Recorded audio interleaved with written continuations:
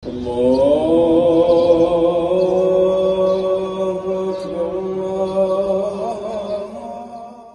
রমজানে মসজিদে নামাজের সময় ছবি বা ভিডিও করা বন্ধে পদক্ষেপ নিয়েছে সৌদি আরবের ইসলাম বিষয়ক মন্ত্রণালয়।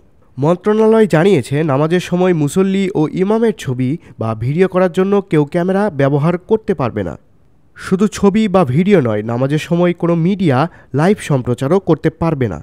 মন্ত্রণালয় ইমাম ও ধর্মীয় নেতাদের এই নির্দেশিকাগুলো মেনে চলার গুরুত্বের ওপর জোর দিয়েছে এবং মসজিদের অভ্যন্তরে যথাযথ সাজসজ্জা ও ধর্মীয় শিষ্টাচার বজায় রাখার জন্যও নির্দেশনা দেয়া হয়েছে।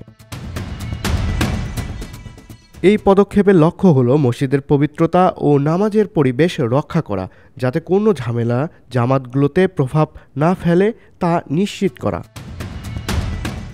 নামাজের জন্য উপযুক্ত পরিবেশ তৈরি করতে দেশটির ইসলাম বিষয়ক মন্ত্রণালয় সাধারণত প্রতি বছর রমজানের আগে এ ধরনের নির্দেশিকা জারি করে।